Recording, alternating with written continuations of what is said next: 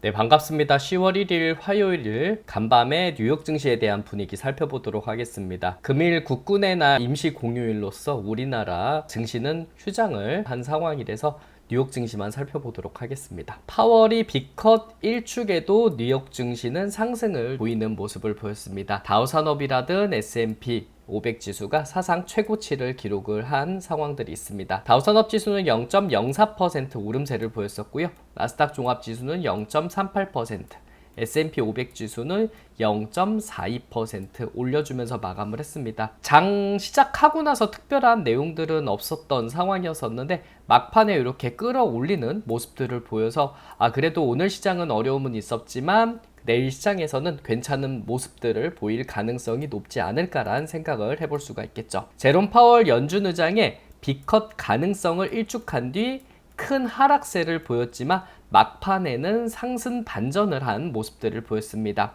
B컷 전망 후퇴에 대한 실망감이 나타났었던 모습들을 보였었는데 미국 경제의 연착륙 기대감에 투자 심리가 막판에는 살아나는 모습들을 보여주면서 마감을 하지 않았나 이렇게 보고 있습니다. 파월 연준 의장이 11월에 0.25%포인트 인하를 예고한 모습을 보여주고 있고요.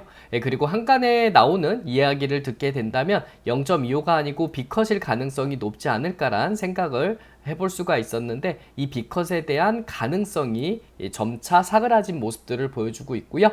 0.25%포인트 인하가 될 가능성이 점쳐지고 있는 모습들을 보여주고 있습니다. 제롬 파월 연준 의장이 다음 달 6일에서 7일 FOMC 회의에서 금리 인하폭이 예전처럼 0.25%포인트로 되돌아갈 것임을 예고했습니다. 파월은 미국 경제 여전히 탄탄하다라는 이야기를 했고요. 성장이 지속되고 있다라고 이야기를 했습니다. 오는 11월과 12월 두 차례 남은 FOMC 회의에서 각각 0.25%포인트 금리 인하를 할 가능성이 있다라는 내용들을 이야기했습니다. 한간에 얘기 나오는 거는 11월에 0.5 그러니까 50bp를 내릴 수 있다라는 이야기가 나타나면서 여기에 대한 기대감이 작용하고 있는 모습들을 보여줬었는데 이 내용들이 일단락되고 있는 모습들을 보여주고 있고요. 11월에 0.25%포인트가 될 가능성이 높다라고 보고 있습니다. 그는 9월 18일에 FOMC 회의에서 발표된 점도표상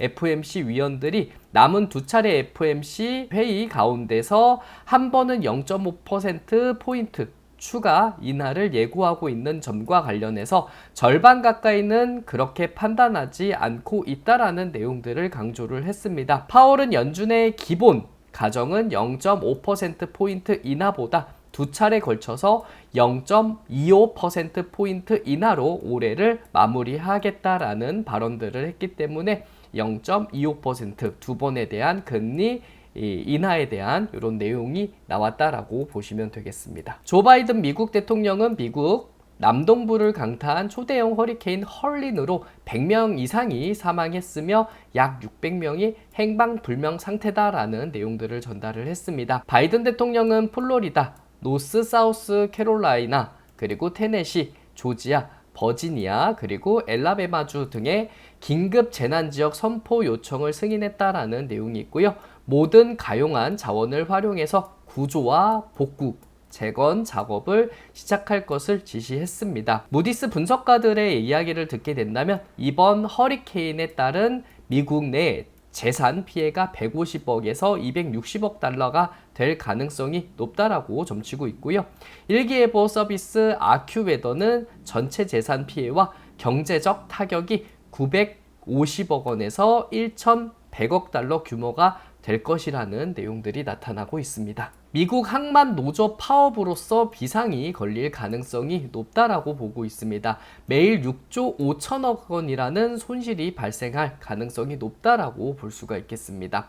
미국 해상 물류의 절반을 차지하는 동부 항만 노동자들이 오는 10월 1일부터 파업에 돌입한다라는 계획을 밝혔고요. 주요 소매업체, 자동차 제조업체 등의 빨간불이 켜졌다라는 내용들이 있습니다. 미국 경제에서 하루 최대 6조 5천억 원의 규모 피해가 발생할 것이라고 보고 있고요. 전 세계 공급망에도 부정적인 영향을 미칠 가능성이 높다라고 보고 있습니다. JP모건 애널리스트에 대한 이야기를 듣게 된다면 파업에 돌입하더라도 일주일 이상 지속될 가능성은 보이지 않는다라는 내용들을 전달을 했고요. 그러나 일부 경제학자들은 파업이 만약에 장기화될 경우 소비자들이 코로나19 팬데믹 이후 최악의 물가 상승을 겪을 수 있다라고 보고 있습니다. 여기 표를 보게 된다면 월마트라든 이케아가 가장 큰 타격을 받을 가능성이 높게 보고 있고요. 여기 우리나라 기업이라든 삼성이라든 LG, 현대차 같은 이런 기업들도 큰 타격이 좀 있을 가능성이 있지 않을까라는 내용들이 나타나고 있습니다. 환율을 보게 된다면 1320원에서 거래가 되고 있고요. 0.61% 상승한 내용들이 나타나고 있습니다. 요 근래 환율이 좀 눌려주는 듯한 내용들이 나타났었는데 오늘 살짝 반등한 모습들을 보여주고 있습니다. 추가적인 금리 인하를 하게 된다면 원화에 대한 강세가 나올 가능성이 좀 있기 때문에 추가적인 금리 인하로 인해서 환율이 더 내려갈 수 있는지 원화 강세가 나올 수 있는지 봐야 될 것 같다라고 볼 수가 있겠습니다. 엔화 한번 보도록 하겠습니다. 엔화는 0.99% 상승한 모습들을 보여줬습니다. 시장에서는 이시바 시게루 전 자민당 간사장이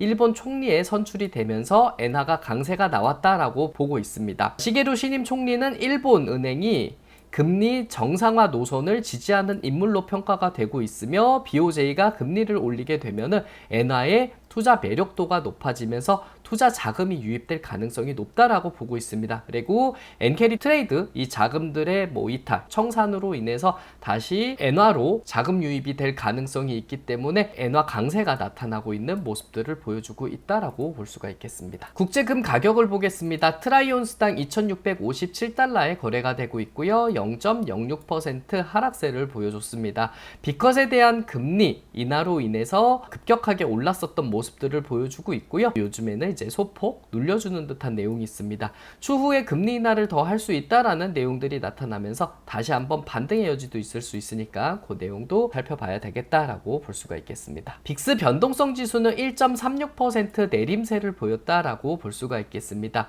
비컷 전망 후퇴에 대한 실망감이 나타났었던 상황이 있었는데 이런 실망감으로 인해서 빅스 변동성 지수가 급반등 해주지 않을까라는 우려 섞인 내용들도 있었습니다. 하지만 뉴욕 3대 지수가 막판에 지수를 끌어올리는 모습들을 보여주면서 이것이 미국의 경제의 연착륙 기대감이 나타나고 있다라고 생각을 해볼 수가 있겠습니다. 이런 상황에서 투자 심리가 살아난 모습들을 보여주면서 빅스 변동성 지수는 1.36% 내림세를 보였다라고 볼 수가 있겠습니다. 미국 국채 10년물은 0.71% 내림세를 보였습니다. 요 근래 상승 여력을 보였었던 내용이었었는데 오늘 하락세를 보여주는 모습을 보여서 다시 한번 좀 눌릴 수 있는 가능성이 있지 않을까라는 생각을 해볼 수가 있겠고 미국의 금리 인하에 대한 가능성을 좀 보이게 된다면 미국 국채 10년물은 조금 더 눌릴 가능성이 있지 않을까라는 생각을 해볼 수가 있겠습니다. 국제유가는 중동 군사적 긴장에도 약 보합권으로 마감을 했습니다. WTI는 0.01% 내림세로 마감을 했습니다. 이스라엘과 레바논 무장단체 헤즈볼라 간의 전면전에 대한 우려가 커져가고 있는 상황이었는데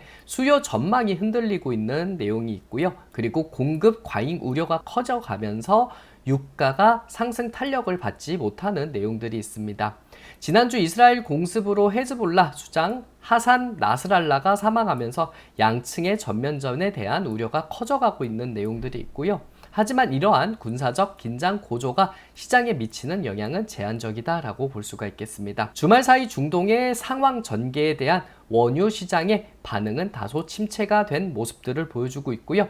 1년간 갈등에도 원유 생산에 아무런 지장이 없었던 내용이 있기 때문에 이 지역에 대한 군사적 긴장감이 점점 더 무뎌지고 있는 내용들이 있습니다. 헤즈볼라라든 이스라엘 군사적에 대한 긴장감이 나타나고 있는 상황들은 있는데 여기에 대한 우려 섞인 내용으로서 국제유가가 막 급등해주는 모습들은 보이지 않고 있다라는 내용들을 전달을 해야 될 것 같습니다. 히트맵으로 보게 된다면 마이크로소프트라든 애플 특히 애플이 좀 올려주는 듯한 내용이 있었고요. 대부분의 종목군들이 보합권으로 마감한 모습들을 보여주고 있습니다. 러셀 2000 지수는 소폭 올라주면서 마감을 했습니다. 0.07% 상승을 해주면서 2226선에서 마감을 한 내용이 있고요. 러셀 2000 지수 같은 경우에서도 추가적인 금리 인하에 대한 기대감이 또 작용을 하면서 추가적으로 2250선까지도 움직임을 보일 가능성이 있지 않을까라는 생각을 해볼 수가 있겠습니다. 금리 인하를 더 내린다라고 라고 하게 된다면 기술주라든 우량주들에 대한 수혜도 있을 가능성이 높겠지만 자금을 융통할 수 있는 이런 기대감으로써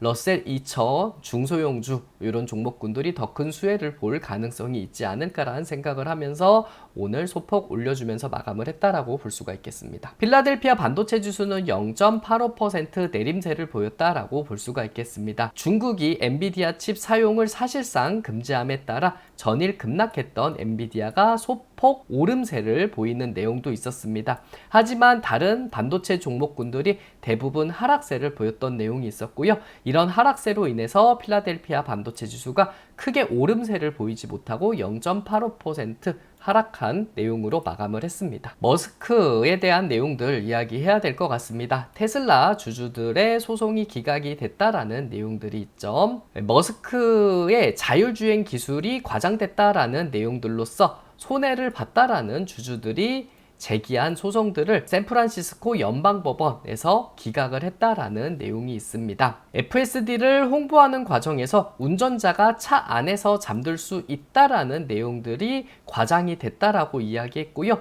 이 기술은 실제 수준보다도 너무 과장이 됐다라는 내용들을 소송에 제기를 한 내용들이 있었습니다. 이런 내용들을 봤을 때 소송을 심리한 마르티네즈 올긴 판사는 원고들이 지적한 머스크의 과장된 언급은 일부 미래 계획에 관련한 내용이다라고 이야기했고요. 다른 내용은 반드시 거짓은 아니라고 판단을 한 내용이 있었습니다. 또 머스크의 주식 매각 수익이 다른 주주들에게 손해를 끼친 대가로 얻은 것임을 보여주는 증거는 없다라고 지적을 하면서 테슬라 주주들의 소송을 기각했다라는 내용이 있습니다. 여기에 구글에 관한 내용이 있습니다. 태국 데이터 센터 설립에 1조 3천억 원 투자에 대한 이야기했고요. 1만 4천 개의 일자리를 창출할 수 있다라는 내용들을 이야기했습니다. 구글은 태국의 새로운 데이터 센터를 포함한 디지털 인프라 구축하기 위해서 10억 달러를 투자할 계획을 전달을 했고요. 새로운 허브는 동남아시아에서 증가하는 클라우드 컴퓨팅 수요를 충족하기 위한 것이라는 내용들을 구글이 설명을 했다라고 볼 수가 있겠습니다. 태국에서의 확장이 2029년까지 태국 국내 총 생산에 40억 달러 추가하고 2025년부터 2029년까지 1만 4천 개의 일자리를 지원하겠다라는 내용들을 전달을 했습니다. 이런 내용으로서 알파벳이 1.15% 오늘 오름세를 보이면서 마감을 했고요. 여기에 대한 긍정적인 내용들을 좀 작용한 걸로 나타나고 있다라고 볼 수가 있겠습니다. 내일은 8월에 대한 구인 이직 보고서가 대기하고 있는 상황이고 중국은 7일까지 국경절로 연휴에 들어간다라는 내용이 있습니다. 그리고 내일 같은 경우에서는 부산국제영화제 개막에 대한 내용이 있고 지상무기 전시회 같은 내용이 있기 때문에 방산 관련한 종목군들 그리고 테슬라가 3분기 인도량 발표로 인해서 또 좋은 내용 나올 수 있는지 참고해 봐야 되겠다라고 볼 수가 있습니다. 자, 오늘도 고생 많이 하셨고요. 즐거운 휴일 되셨으면 좋겠습니다. 고맙습니다.